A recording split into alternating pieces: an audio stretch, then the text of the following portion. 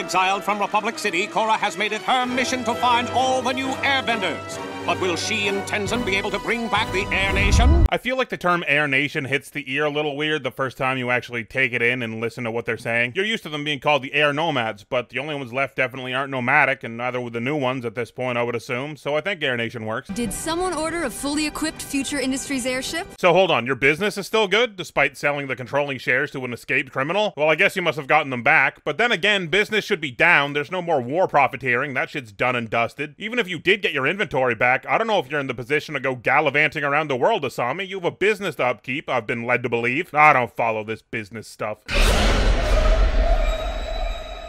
Jeez, even the non-martial arts bending really takes a hit. Look at how the kids conjure their air scooters compared to how Aang did it back in the day. Who's excited to spend some time with your Auntie Kaya?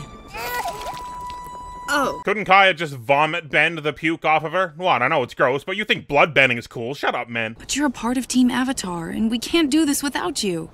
I'm sorry. I can't. Is he gone? He's leaving? Oh, I thought he'd never leave. Yeah, I know. Once we find the airbenders, I'll send word. You can join us at the Northern Air Temple then. Ah! They don't even sit on the air scooters like Aang used to, actually, which is weird because they definitely did back in Season 1 and Season 2. Weird. Also, from how they dismounted these things, it seems like these air scooters should have kept going and taken their parents out at the legs. What if I meet our grandma for the very first time, and she asks me, "Where's your sweet brother?" Wow, that was good. The thing that jumps out at me the most this season so far is that Bolin has a gift for impressions, unlike some people. Okay, all right. I'll come with you. Sweep this fucking confetti up. Who set that off? And get that champagne out of my sight. And you wore a red scarf into the office last winter? You're fired. I really miss Asami and Boomy. I can't believe the accident was already a year ago. Sometimes I feel like they're still here with us, you know? As of now, these are the towns where we've gotten reports about airbenders. So I suppose this brown area marked on the map here would be the land that the United Republic officially governs, considering they're basically a fifth nation despite no one ever saying it out loud. Between the Fire Nation and Earth Kingdom makes sense since the Republic grew out of the Fire Nation colonies. But what most people get wrong is that Republic City didn't grow out of Yu Dao, the first Fire Nation colony. It grew out of Cranefish Town, which is also from the Avatar comics. What if it gets, like, stormy? Damn, I hear those are good for your biceps. Oh, we hit him with a fucking gainer attack? The first time I watched this, I don't know why, but I thought this lava pinwheel thing was gonna be his main way of attacking, like his signature move after seeing this. It didn't dawn on me that he would use lava in other ways until later. Anyone else? Just me? Where'd you pick up the new skills? I have harmonic convergence to thank for that. So from what we learn about Zahir later, he was very likely in the spirit world during harmonic convergence, at least spiritually, and would probably spend most of his time there, so him knowing about harmonic convergence works for me, actually. Holy fuck, Zahir looks tough like this. I kinda wish he kept this look. Avatar Korra! Oh, it is such an honor to have you come to our humble village. Thanks. Nice hat, my man. Man, the airbender diet seems to be pretty set in stone. I know they're vegetarian, but every time they sit down to eat, there's the same spread. Rice, some kind of soup, these weird spotted rolls, red and green peppers, carrots, and brown things. You're so much more than just a farmer now. Harmonic convergence changed everything. You represent the future of a culture that is being reborn. Whose culture? That's not his culture. His culture is this simple Earth Kingdom life he's been leading. I don't think that being granted a special skill just makes you have the culture that's tied to it, and I don't think that either Tenzin or Korra would really think that way either. Especially Tenzin, considering he holds his culture so near and dear. I get that rebuilding the Air Nation is gonna take people to accomplish, but Tenzin just being like, alright, you're in, doesn't really read very well to me. We could have thrown him into a potato sack and forced him into the ship. That's how they got me to join the United Forces. No, we can't coerce people. Or throw them in potato sacks. They must come freely. It's good that he corrects basically right away, though. It'd be very weird if he kept on his weird everyone with airbending is part of my culture thing, especially with how completely randomly the ability has been given out. As this cute little montage closes out, the cartoonish low detail faces that represent the gang are obviously much sadder, but across the whole thing they actually go from very happy to content to worried and then finally here, sad. Maybe he could finally move out of the basement. How old is he?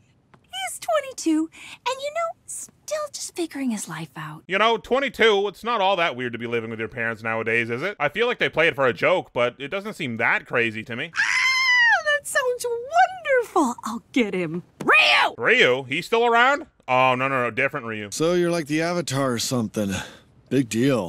Alright, I know it's obvious, but some people might not know. Ryu is a reference to Napoleon Dynamite. Tina, you fat lard, come get some dinner! Which I watched again recently and still holds up pretty well. Anyone want Overanalyzing Napoleon Dynamite? Because I'm game. Ryu is wearing only one pink slipper. Just figure you'd like to know. Might end up on the test. So what? Who cares? Everyone cares! I don't care. Yes, you do! You're coming with me! Hey, stop pulling on my collar. You're stretching it out. Mom, are you just gonna let her take me? Korra basically wanting to forcibly abduct this guy is a bit much. Like, could you imagine how bad of a situation it would read like if she actually got him back to the airship? But in the face of all of Korra's more introspective and calmer moments, I don't mind an odd outburst here and there. It makes her feel like the character hasn't changed entirely instantly, like last season would have you believe. Her dipping back into this fiery attitude doesn't bother me much.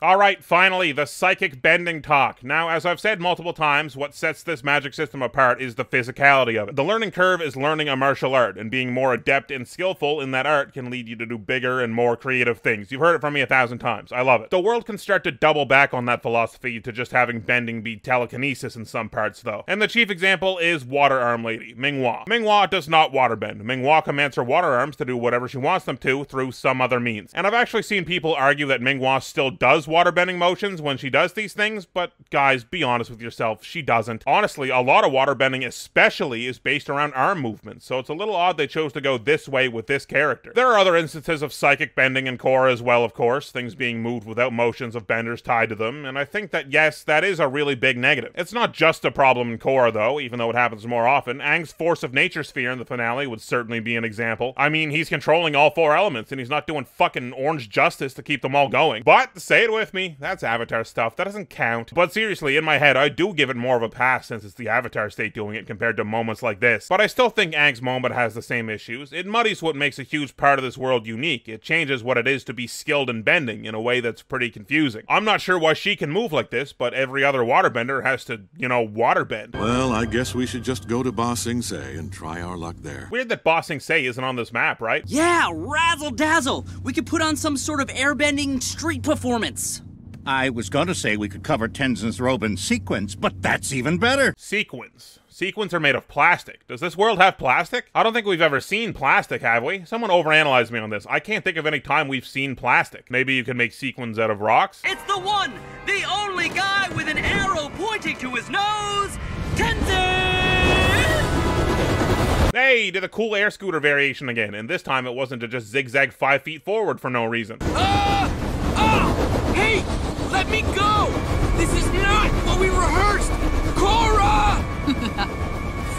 Asami and Korra bonding over giving Mako a hard time. Alright, sorry, I was just getting my list ready for all the reasons the Korra and Asami thing works at the end. Don't worry, I have an entirely separate list for why it doesn't work. This is an interesting little town they've got here, actually. It's got some buildings whose roofs resemble ancient and cultural buildings in India or Russia, and we've never seen anything like that in this world before. Hey! Hello! If you're looking for airbenders, you just found one. Kai. What is there to say about Kai? Well, a few things. I'm not entirely in love with him as an addition to the group. I feel like he's kind of got Haru symptoms and that he feels pretty bland. I mean, they give him some things to do, but yeah, we'll get to it. He's around for a while. You're an orphan? It happened about a year ago. My hometown was raided by outlaws. Were they firebenders, Kai, you liar? It always still seems to be firebenders for some reason. Mako and Bolin, Asami's mom, Amon's fake story. Man, even Bolin's fake story from like 30 seconds ago was firebenders. I'm just saying, there still seems to be some underlying societal hang-ups about firebenders, even though we're 70 years removed from the war. The outlaws. They're after me. Let's get out of here. We're not running from anyone. If you want Kai, you'll have to go through me. Me and my fists that are the size of my head. There's this weird hit effect on Korra as she blocks this rock. It almost looks like there's some waterbending animation in there somehow when you watch it at full speed. I'm not sure. It's a really weird one. Whoa, it does work on people that aren't airbenders or Ty Lee. You guys were right. Maybe there is merit to this move. No one's even watching Korra beat these guys up? None of you are gonna help her in this, like, 5v1 she's gotten herself into? Hello? The big rock that Korra bent to knock this guy over doesn't seem to be here anymore at the end of the line of earth she disturbed. There's only one stream of water coming out of this fountain on this side we're facing in this shot, but then in the closer shot there's 2. Wow, there's a lot going on in these 5 or 6 shots. I'm a sheriff, and these are my deputies. And this kid is a thief. Whatever he told you is a lie. We've been chasing him for months. Yeah, honestly, I can't believe any of you bought this in the first place. Some vague outlaws murked this kid's parents and village, and now we're out hunting him for what? Just to 100% nuke the family? None of you thought this story was shady? Come on, guys, you're supposed to be competent and smart. This dude just heard Jet's backstory and was like, yeah, I'll do something like that. And honestly, if they're your deputy, stop dressing them up like equalist ninjas. There's a visual language Korra's learned in this show, and these goggles mean bad guys. Oh, never mind, everyone's suddenly out here. I was going to the bathroom. With your sack of gold? God, could you imagine the Ruby Monkey cameo? He's just slightly peeking out of the bag. This guy has fingernails, and then this guy has Amon hot dog fingers. Gross. He just needs some guidance, Tenzin. And who better to give it to him than us? Do you want this kid or not? I swear, the first person that emails me the Wheezy Waiter video of him punching something every time there's a rack focus, I will give you a free fuck you money Patreon shout out. Good luck finding it. It's from like 10 plus years ago. I've been looking for that video for a long time because I want to use it in Korra edits. I just want you to know I'm gonna be watching you, kid. I know exactly what you're all about because I've been there before. I like Kai in the sense that he highlights both Mako and Bolin's personalities really well. He mirrors a younger them nicely. They used to run in shady circles, at least adjacent to gang activity, if you want to believe that Mako only ran numbers for them. So Bolin's nicer personality and wanting to guide and teach Kai to be a better person fits nicely. And Mako's more suspicious and discerning attitude bounces off of the mischievous vibe Kai naturally radiates. An excellent foil to these two at the very least, which is nice, gives them a little more to do as well. If you need any help with airbending, I could show you. No. We're steering away from the romance nonsense, Shinora. I'm sorry, you'll have to wait. They came out of nowhere. I'm so sorry, Lord Zuko. He's back, baby! They caught us by surprise. And Zahir is an airbender now. The White Lotus is made out to be a bunch of chumps over and over in this show. They're basically just jobbers there to be skilled combatants that get effortlessly outmatched by the bad guys, so you know that the bad guys are really strong. It kind of falls into anime power scaling, where when it's difficult to grasp how much better someone is than someone else, usually due to lack of solid writing or very strong choreography skills in the action, the character you need to look strong just beats other strong people, so you know they're strong. I'm just saying, the White Lotus is a shell of its former self, when all we knew of them before was assaulting Fire Nation occupied Bossing Say while the comet was active and running them the fuck over. Do you have any idea the power these criminals possess? Individually, they could take down any bender.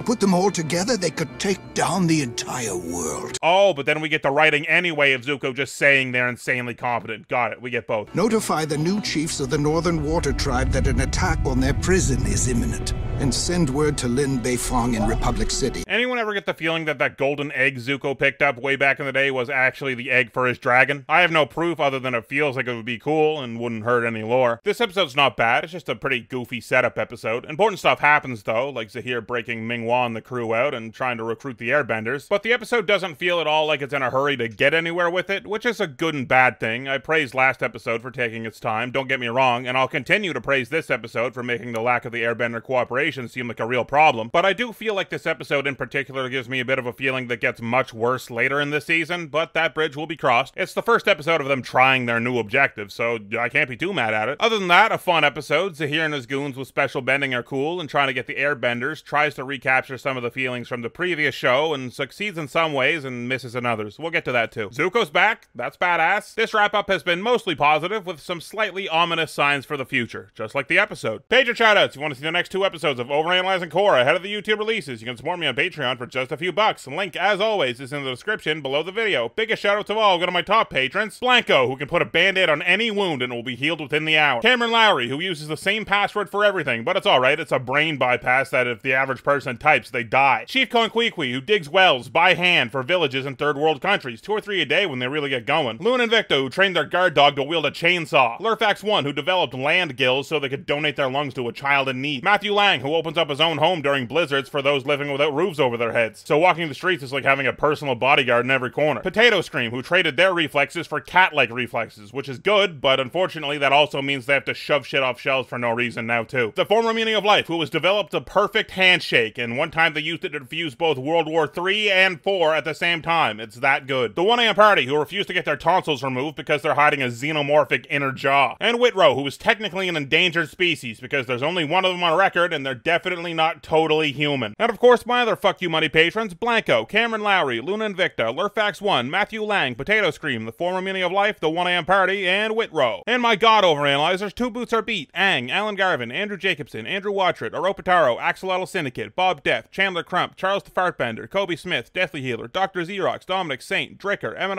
Aaron Grace, Fire Lizard 44, Funtime 575, I'm a Match, Jason Gebhardt, Jackson, Jeremy Rubenstein, John Ajaka, John Warhammer, Justin Scott, Mac, Michael Fellon, Mitchell Gobrecht, Nick, Nicholas Abbott, Peter Bayron, Pogger White, Revenge of the Beefsteak Tomatoes, Rocket Mist, Ryan Maxwell, Sandy Stormborn, Shane Antonacci, Silk Toast, Smarty Marty, Spicy Ketchup, Super Snipper, Von Can't Spell, and some sort of bear face right at the very, very end. Next up, I bet Boss Sing Say is all right as rain since we left.